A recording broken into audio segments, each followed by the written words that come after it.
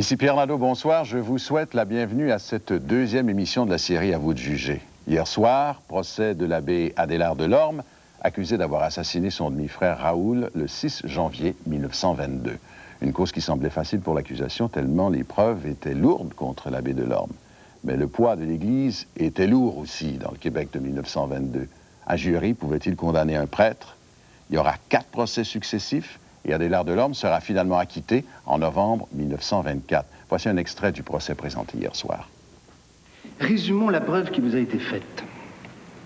La victime, dont on voit les vêtements ensanglantés, quand elle fut découverte, ne portait pas de couvre-chaussures, malgré la neige et le froid. Les couvre-chaussures furent ensuite retrouvés à la maison des Delorme. La tête de la victime était enveloppée dans un piqué ensanglanté dont on retrouva ensuite 2 exemplaires absolument identiques au domicile de l'abbé. L'autopsie révèle que la victime a été tuée de 6 balles de calibre 25, soit le même calibre que le nouveau pistolet de l'accusé, et retrouvé, je le rappelle au jury, dans son automobile, après avoir été acheté quelque temps seulement avant le crime. Enfin, les enquêteurs ont relevé des traces de sang sur la banquette arrière de l'automobile, ainsi que des plumes de poulet, semblables à celles dont sont remplis les piquets et semblables à celles retrouvées sur le corps de la victime. Alors, Adélard Delorme était-il coupable ou innocent? Depuis hier, vous avez répondu à notre question en très grand nombre. Nous vous communiquerons votre verdict en fin d'émission. Et puis, nous allons aussi retrouver ce soir nos 4 commentateurs de la semaine dernière. Je vous les présente à nouveau. Tout d'abord, Yves Boisvert, qui est chroniqueur judiciaire à la presse. Maître Jean-Claude Hébert, criminaliste. Bonsoir. Maître Daniel Côté, qui est procureur de la Couronne au fédéral. Bonsoir. Bonsoir. Et puis aussi Jean Cournoyer, qui est surtout connu comme animateur à CKC. Nous revenons avec eux tout de suite après cette pause. Parce qu'il n'y avait pas assez de preuves flagrantes. Il n'y a pas personne qui l'a vu agir ou rien de ça. Tu peux pas condamner quelqu'un sans avoir une preuve flagrante. J'ai pas trouvé que la preuve était super coupable. Je pense que le bonhomme était plus fou qu'autre chose. Disons que le procès a été un peu arrangé. Oui. Mais il est coupable. Des gens qui ont été interviewés aux aurores ce matin dans une rue de Montréal. Alors nous retrouvons donc maintenant nos 4 invités, Yves Boisvert, Jean-Claude Hébert, Daniel Côté et Jean Cournoyer. Et puis je vais tout de suite leur demander comment ils ont réagi à ce procès hier. On va commencer par vous, Maître Côté. Pour ma part, je pense que c'est la meilleure preuve qu'un verdict d'acquittement ne veut pas nécessairement dire que l'individu est non coupable. Bon, c'est clair. Oui. Effectivement, il a acheté une police d'assurance quelques semaines, sur son frère quelques semaines avant le meurtre. Il y a un revolver également. Il y avait un excellent mobile pour tuer son frère. Il y avait des circonstances qui se resserraient drôlement autour de lui. Une belle preuve circonstancielle. Et est-ce que, à travers tout ça, vous jugez que la poursuite avait vraiment réussi à démontrer quand même la culpabilité de Delorme? Peut-être que la poursuite avait réussi, mais la défense a joué sur 2 choses en particulier, d'après moi. Un, la crédibilité du témoin, qui était le détective, qui avait écrit un livre entre le dernier procès et le premier. Donc, on pensait que c'était une chasse à l'homme ou encore une vengeance où il voulait prouver exactement ce qu'il y avait là. Donc, on a entaché la crédibilité de ce témoin-là. Et l'autre, le coussin dont le sang, on a dit qu'il y avait quelqu'un d'autre qui avait saigné dessus. En conséquence, le doute raisonnable pouvait être introduit dans l'esprit de chacun des jurés qui étaient là. J'endosse les propos de Jean Cournoyer. Un procès, en pure théorie, c'est la recherche de la vérité, mais en pratique, c'est aussi une partie d'échec. Et je salue, moi, la prestation de l'avocat de la défense qui a transformé l'accusateur, le policier, en accusé. Il lui a fait un procès dans le procès. Ce faisant, il a détourné l'attention des jurés et finalement, on a occulté les preuves qui étaient, reconnaissons-le, accablantes, sauf la réserve que la défense a bien manœuvrée sur l'histoire du coussin. Et ça a fait une espèce de maille de la chaîne qui est devenue faible et le restant de la chaîne s'est affaibli.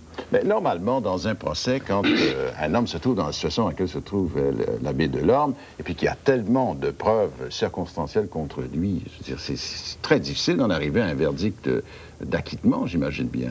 En fait, moi, effectivement, quand j'ai écouté le procès, pour ma part, je pense que la preuve circonstancielle amenait à cette conclusion-là d'un verdict de culpabilité.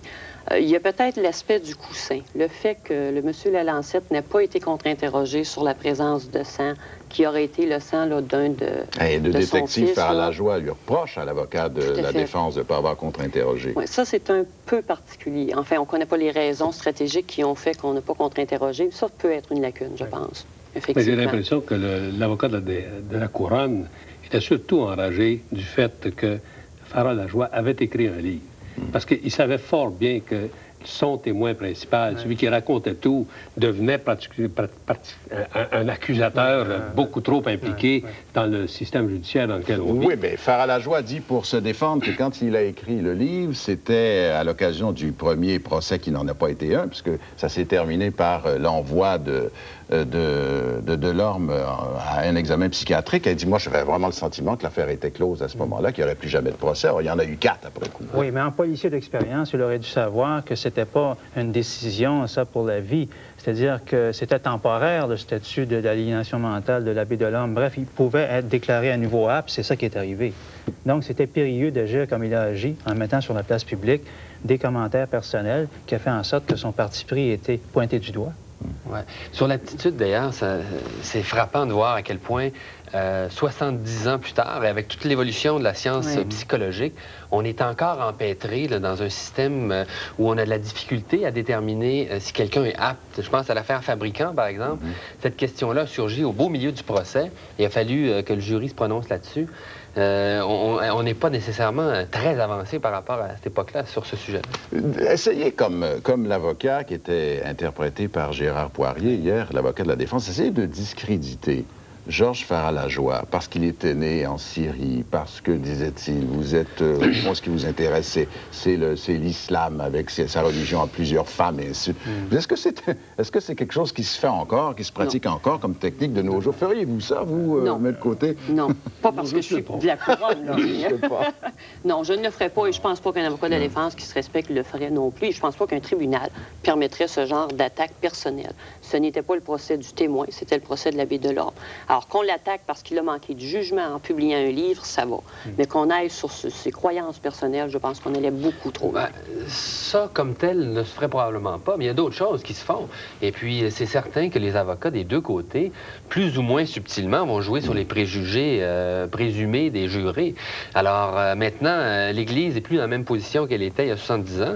Peut-être que, d'une certaine façon, elle a été discréditée et que c'est presque contre un accusé d'être membre du clergé. Alors, il y avait aussi une autre stratégie qui était celle de la défense, Yves, et puis j'aimerais savoir ce que vous en pensez. Quand les sœurs de Delorme sont venues témoigner, alors l'avocat de la défense cherchait à démontrer qu'elles n'étaient pas futées, n'est-ce pas? Ça faisait partie d'une stratégie à lui. Qu'est-ce que vous pensez de ça, vous? Bien, je pense qu'il voulait démontrer qu'ils n'étaient pas futés et, par voie de conséquence, Delorme ne l'était pas non plus parce que c'est la même famille. C'est ça. Bon, ça faisait partie de sa preuve, tentant de démontrer que lui-même, après ça, il y a le médecin qui vient dire « ouais, il n'est pas vraiment futé ». Et est-ce qu'elles étaient comédiennes dans l'enceinte du tribunal ou si vraiment elles ne l'étaient pas, on ne le saura jamais. Mais chose certaine, il a sûrement pris tout le monde par surprise avec une preuve comme ça, y compris le procureur de la Couronne. Avez-vous trouvé ça brillant en tant qu'avocat, vous autres? Ça m'est apparu superflu, moi. Tenant compte du témoignage du psychiatre qui établissait clairement le psychiatre venait dire qu'il était inapte, ça m'est apparu superflu et je me suis demandé si sa stratégie n'était pas plutôt ultérieure. En ce sens, de donner l'image de la pauvre famille, effectivement, qui fait pitié, qui n'est pas intelligente, etc., mais plus dans le cadre d'un verdict ultérieur, comme semer la graine. On peut difficilement prouver l'inintelligence de quelqu'un qui, en chutant sur le dos, qui a passé par le cours classique, puis qui a passé par un cours de théologie avant de devenir prêtre. Donc, on va se servir de ses sœurs peuvent être épaisses, mais... Ça ne veut pas dire que lui, c'est... Oui, mais chose certaine, ça semblait faire l'affaire de presque tout le monde qui n'ait pas de procès. C'était la solution parfaite, c'était manifeste. Bon, alors, au retour de la pause commerciale, nous allons avoir un élément nouveau dans l'affaire Delorme. C'est le témoignage d'une personne qui a vu l'abbé Delorme le soir du crime, il y a 71 ans de cela. Alors, nous vous revenons tout de suite. Oui, nous avons trouvé une personne dont le témoignage aurait pu être capital lors du procès de l'abbé Delorme au début des années 20. Il s'agit de Mme Cécile Daniels-Roy, qui nous a téléphoné la semaine dernière après avoir appris que notre deuxième grand procès serait consacré à cette affaire. J'ai rencontré Mme Daniels-Roy il y a quelques jours. Madame Daniel, quel âge vous aviez en 1922? 10 ans. Racontez-nous ce que vous avez vu. J'étais sur la galerie en arrière avec ma mère. Et puis c'était l'hiver. On voulait arriver un char. Maman a dit, ah, ça restait comme ça. Mais là, on a vu d'autres. Maman a dit, qu'est-ce qui se passe dans le garage? Le garage de? On va te dire, l'abbé. Fait que, maman a dit, il faut qu'il arrive de bonne heure. Fait qu'après ça, on a vu, vous savez, quand vous prenez quelque chose, puis vous le roulez, ça fait comme un rouleau. Et ça, on a vu sortir ça, pour embarquer ça dans le char. Il n'était pas tout seul, parce qu'il n'était pas capable. Vous dites que vous l'avez vu prendre un rouleau avec quelqu'un d'autre, puis le mettre dans l'auto? Oui. Et puis ça, c'était roulé. Maman a dit que c'est ça. Ah, peut-être un tapis. Quelle couleur? Ben, pour moi, ça avait de l'air blanc. Je sais pas. On peut se tromper la couleur. Mais maman, tu parles d'une affaire, on va peut-être tapis. L'avez-vous vu à ce moment-là, l'abbé de l'Orme? Oui, j'ai vu sa jupe, puis j'ai vu sa tête. Sa jupe, vous voulez dire sa soutane? Bon, Ouais. sa soutane. Vous l'avez reconnu, vous êtes sûr de ça? Ouais. Si maman regardait là, qu'est-ce qu'il y a l'autre bord? Ah, elle dit, oh non, qu'est-ce qu'il fait là, lui? Puis là, qu'est-ce que vous avez fait? Vous êtes avec votre mère, vous êtes rentré dans la maison? On rentre, on dit à mon père. Mon père, il dit, mêlez-vous pas de ça. Mais qu'est-ce que vous avez dit à votre père, vous? Je dis, papa, j'ai dit, l'abbé des Larmes, l'autre bord, il est là. Il dit, oui, puis son frère, je le vois pas, mais ils viennent de sortir, c'est comme un lot de tapis. Maman a dit, c'est vrai. Puis je dis, ils l'ont mis dans le char. Mais est-ce que vous êtes en train de nous dire, là, Mme Daniel, que dans votre esprit déjà, puis dans celui de votre mère, c'est un cadavre qu'on est en train de mettre dans le... Vous avez eu cette impression-là? Oui, tout de suite. Vous avez dit ça à votre père, puis votre père a dit quoi, encore une fois? Maman a dit, il y a quelque chose, il y a quelqu'un qui s'est fait tuer dans ça, mais on n'a pas entendu de coup de fusil. gun. Non. Puis votre père a dit quoi, encore une fois? Mon père, il dit, rentrez votre linge, puis rentrez dans la maison au plus sacré, puis mêlez-vous pas de ça. Quand vous avez appris, quelques jours plus tard, ou le lendemain, je sais pas, que Raoul avait été tué, comment vous avez réagi? Oh, ça m'a fait de la peine.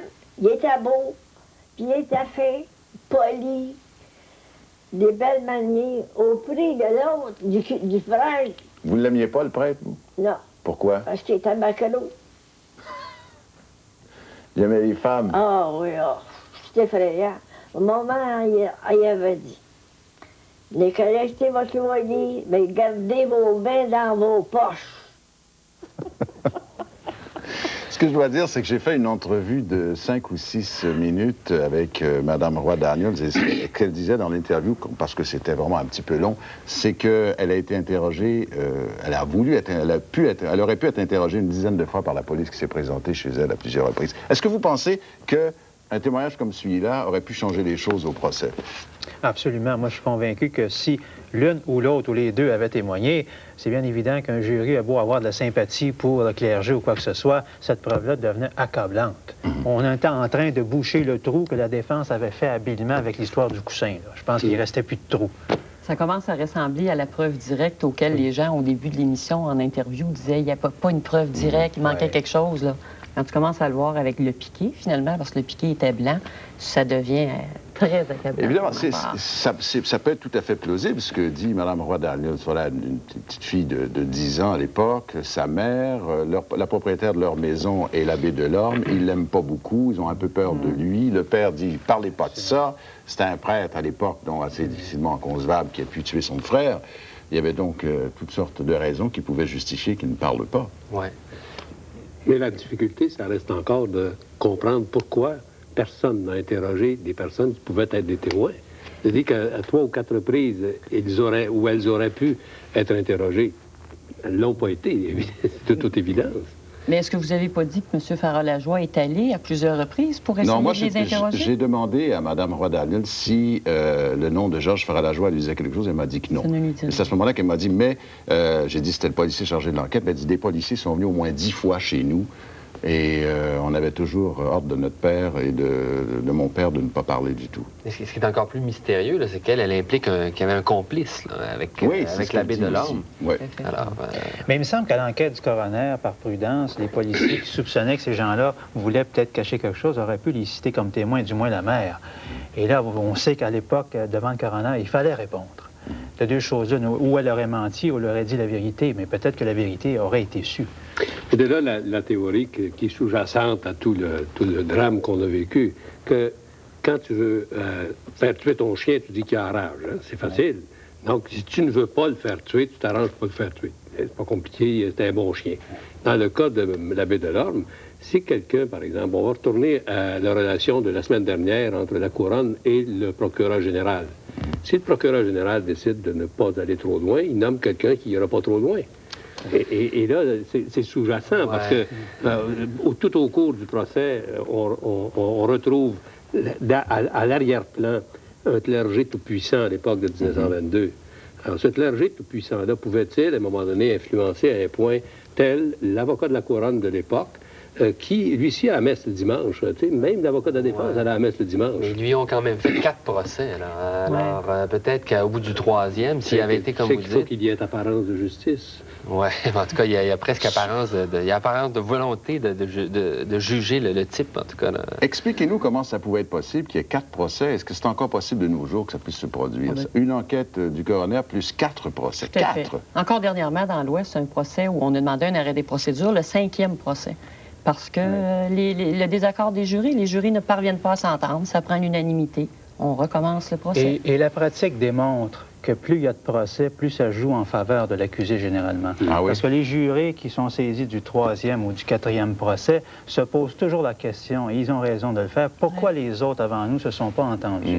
Ils s'ajoutent une espèce de doute additionnel dans leur esprit. Ils ont tendance à éliminer peut-être l'analyse rationnelle de la preuve. Ils ne veulent pas prendre la responsabilité que les autres n'ont pas voulu prendre. Ce qui est plus possible, par contre, c'est ces enquêtes du coroner là, qui sont une espèce de répétition générale du procès où on forçait le suspect principal à témoigner contre lui-même et à s'auto-incriminer. Ça, c'est plus possible maintenant avec la charte. Là. Et trouver des jurés, c'était pas facile parce que pour le 4e procès, la police a dû rafler dans la rue 300 personnes. Est-ce que ce sont encore des choses qui se produisent, ça, maintenant? C'est arrivé dernièrement à Joliette avec le juge Boilard. Il y a quelques années, on envoyait un autobus chercher les jurés. Mais quel problème ça pose? Bon, ça veut dire que les gens ne veulent pas spontanément devenir membre du jury, c'est ça?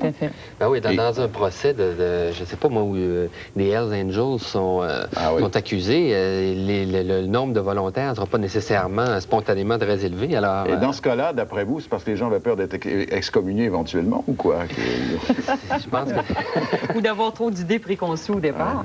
Ça devait être embarrassant, autant pour les jurés, là, je pense. Et c'est pour ça que je pense, pour revenir à ce que M. Cournoyer disait tout à l'heure, je pense qu'effectivement, l'Église était omniprésente à l'époque, et donc le procureur général n'avait même pas à intervenir pour qu'on ait un verdict de cette nature-là. Je pense que les gens avaient peur de trouver coupable quelqu'un qui portait la soutane. On sent ça. Même si c'était pas de trouver coupable la personne, de mettre l'Église dans une situation ennuyeuse. La personne pouvait être coupable, mais pour l'Église, ça se pouvait pas, parce que ça ferait mal à l'Église. Puis quand tu vas à la messe à tous les dimanches, dans ce temps-là, il y a la messe à tous les matins. Et c'est pour ça que le verdict d'inaptitude, finalement, faisait l'affaire de tout le monde. Je vous remercie beaucoup. Nous vous reviendrons tout de suite après cette pause. Du coussin qui était taché par le petit gars. Non, alors, il était coupable. Non, coupable parce qu'il est un peu déficient, beaucoup déficient mental. Oui. Pourquoi vous dites ça? Parce que je sais pas, il y avait d'être trop hypocrite, là, je sais pas. Même si ça aurait été un prêtre, moi, je l'aurais condamné. Voilà, c'est maintenant le moment de vous transmettre le verdict auquel vous êtes arrivé. Adélard Delorme était-il coupable ou innocent? Vous avez été 5100 à téléphoner dans une proportion de 91 %. Vous avez répondu coupable, donc à 9 % vous avez répondu qu'il était innocent. Ça témoigne de la qualité de jeu de Guy Nadon, le comédien qui interprétait le rôle de l'abbé Delorme. Voilà, c'est tout le temps qui nous restait. Je remercie mes invités d'avoir été là. J'aurai plaisir à les retrouver la semaine prochaine. Je remercie aussi le public, c'est-à-dire vous, d'avoir répondu en grand nombre à notre question. Ici Pierre Nadeau, je vous donne rendez-vous mardi soir prochain, 21 h, pour un troisième grand procès, celui de Fred Rose, qui fut accusé d'espionnage au profit du RSS en 1946. Voici quelques extraits de ce procès. C'est vous, ça, la femme de Fred Rose, le communiste, un espion qui a trahi le Canada. Ben, il mérite d'être pendu pour ce qu'il a fait au pays qui l'a accueilli. Je vous demande pardon? Hey, faites pas l'innocente, hein? C'est comme ça que vous nous remerciez, en donnant des secrets aux Russes? Parce que leur retournez donc dans votre pays. On aura bien moins de troubles par ici.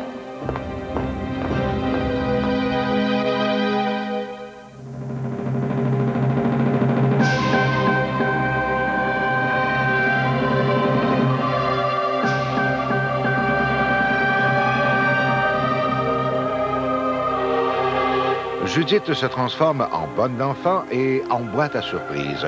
Voyez ce qui se prépare dans Chop Suey demain, 19 h 30.